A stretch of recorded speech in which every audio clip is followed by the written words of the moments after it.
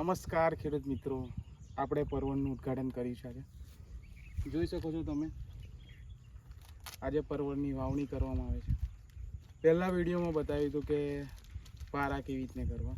Second વિડીયોમાં આપણે પરવળની વાવણી કરી છે. નજીક આવો ખેડૂત મિત્રો.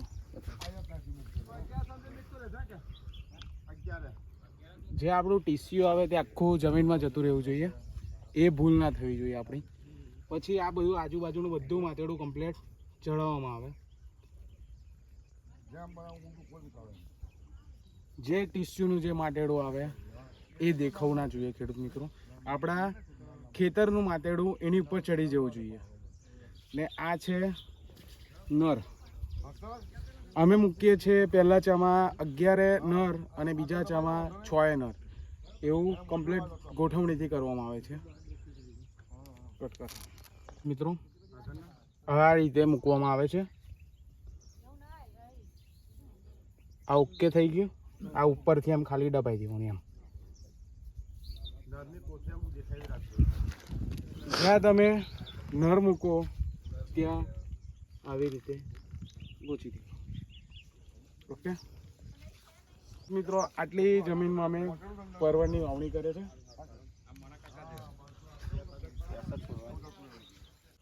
બસ થઈ ગયું.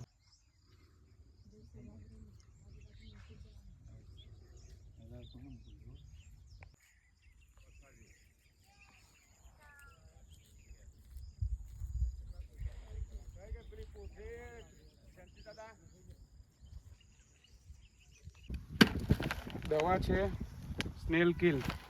કમ નાખવી, શું કારણ છે એ હું તમને બધું જણાવીશ. જોઈ શકો છો, પહેલામાં પહેલી આટલી હોય છે, પછી આપણે તોડીને આટલી કરી દેવાની. કેમ કે આખા ખેતરમાં નાખવાની આટલી મોટી તો નહીં નાખવાની, માપની નાખવાની. એનો ઉપયોગ બી તમને હું બતાવીશ, કેમ નાખવી ને કેમ નહીં નાખવી. આપણે ગારો આટલો રાખવાનો. જેમ કે આપણે એગડી પછી આપણે પાણી છોડવું, કંઈ કરવું, ટૂવા મારવા, એટલા માટે દૂર થોડી રાખવાની. આ એટલા માટે ઉપયોગ છે કે જે જંગલી ગાય આવે એના માટે, જે આપણા છોડને નુકસાન પહોંચાડે છે, છોડને રક્ષણ માટે આ હોય છે.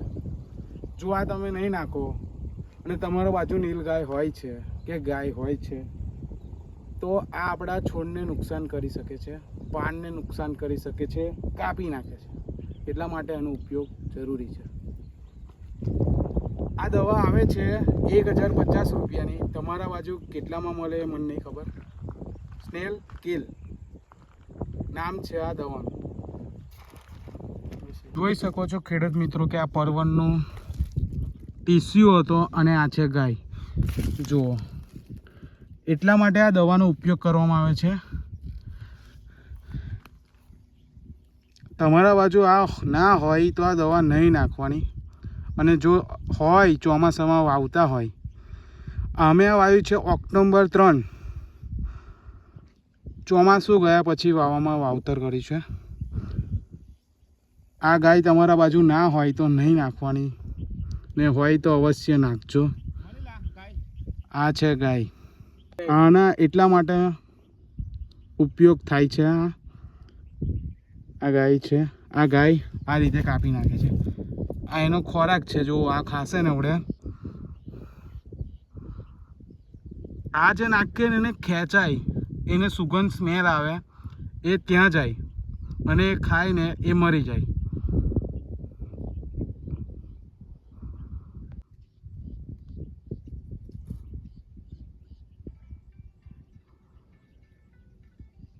જોઈ શકો છો ખેડૂત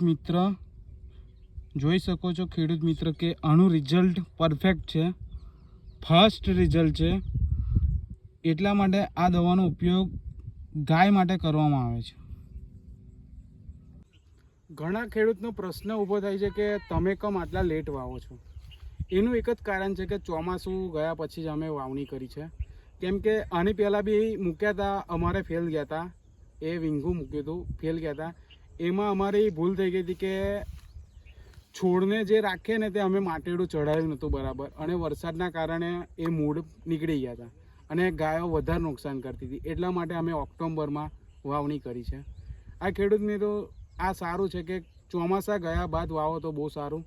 ને ચોમાસામાં બી અમુક ખેડૂત વાવે છે, વાંધો નહીં, પણ અમારથી આ ભૂલ થઈ હતી એટલા માટે ઓક્ટોબરમાં વાયા છે અને સારું રિઝલ્ટ છે. ઓક્ટોબરમાં ગાય બી એટલી બધી નથી અને દવા નાખી દીધી છે એટલે વાંધો નહીં આવે. હવે જોઈએ છે આપણે, ચાલો મળીએ.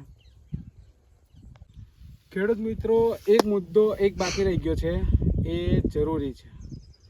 પરવળને ટીસ્યુ આવી ગયા બાદ શું કરવું, કેવી રીતે એની દેખભાળ રાખવી અને ઘરે ખેતરમાં મૂકવું. ખેડૂત મિત્રો, જ્યારે આપણે ટીસ્યુ આવે તો એને 5 દિવસ બાકી 7 દિવસ ઘરે રાખવાના, સૂરજના તાપે રાખવાના. દરરોજ સાંજે પાણી છોટવાનું, પણ તાપમાં રાખવાના. એ તાપમાં કમ રાખવાના એનું બી કારણ છે. એનું કારણ એ છે કે તમે તાપમાં રાખશો તો એ વેલો તમારો પરફેક્ટ થઈ જશે, એ વેલો દોડે નહીં બહુ. અને તમે જ્યારે ખેતરમાં વાવણી કરશો ત્યારે એ છોડવાને નુકસાન નહીં થાય. જેમ કે તમે શીરામાં મૂકશો તો એ વેલો વધારે ફાલશે, દોડશે, એનું કંઈ અર્થ નહીં. પણ જ્યારે તમે ખેતરમાં વાવણી કરશો ને ત્યારે છોડ બળી જશે, એને તાપ સહન નહીં કર્યો હોય. એટલા માટે આ જરૂર ધ્યાનમાં રાખજો ખેડૂત મિત્રો. આપણે 1 વીંગું કર્યું છે, હવે મહિના બાદ જોઈશું વિડીયો આવશે કે કેવું પરિણામ મળે છે. એમ તો ભગવાનની કૃપાથી સારું જ મળશે અને સારું જ મળે છે બધા ખેડૂતને. થેન્ક યુ, તમારો આભાર. ચેનલને સબસ્ક્રાઈબ કરો અને લાઈક કરો. મળીએ છીએ નવા વિડીયોમાં. Thank you.